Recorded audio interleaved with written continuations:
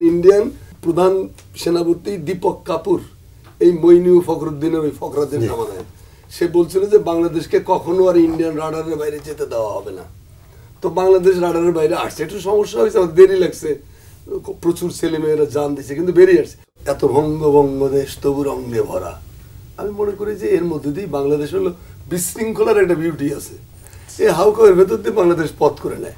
আমি 1971 সালে মুক্তিযুদ্ধে অংশগ্রহণ করেছিলাম, এক বুক আসানে দেশে আসলাম।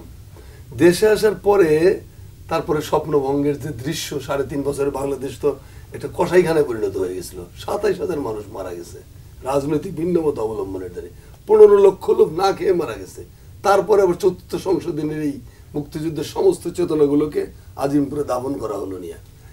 তারপরে তো আমরা হাল ছাড়িনি, আমরা লড়াই করে গেছি কিন্তু। এবং লড়াই করতে করতে করতে করতে 90 এটা সেটা করতে করতে আজকের পর্যায়ে আমরা আসছি। 7 নভেম্বর রেভলিউশন হয়েছে। তো এটার ভিতর দিয়ে বাংলাদেশ হলে এমন এক মৃত্তিকা যে ভেঙে যেতে পারে কিন্তু মস্কায় না, সে মরে যেতে পারে কিন্তু তাকে পদদলিত করা। যেমন ইন্ডিয়ার কথা চিন্তা করেন, ইন্ডিয়ান প্রধান সেনাপতি দীপক কাপুর এই মইনু ফখরুদ্দিনের ওই ফখরাদের জামানায় সে বলছিল যে বাংলাদেশকে কখনো আর ইন্ডিয়ান রাডারের বাইরে যেতে দেওয়া হবে না।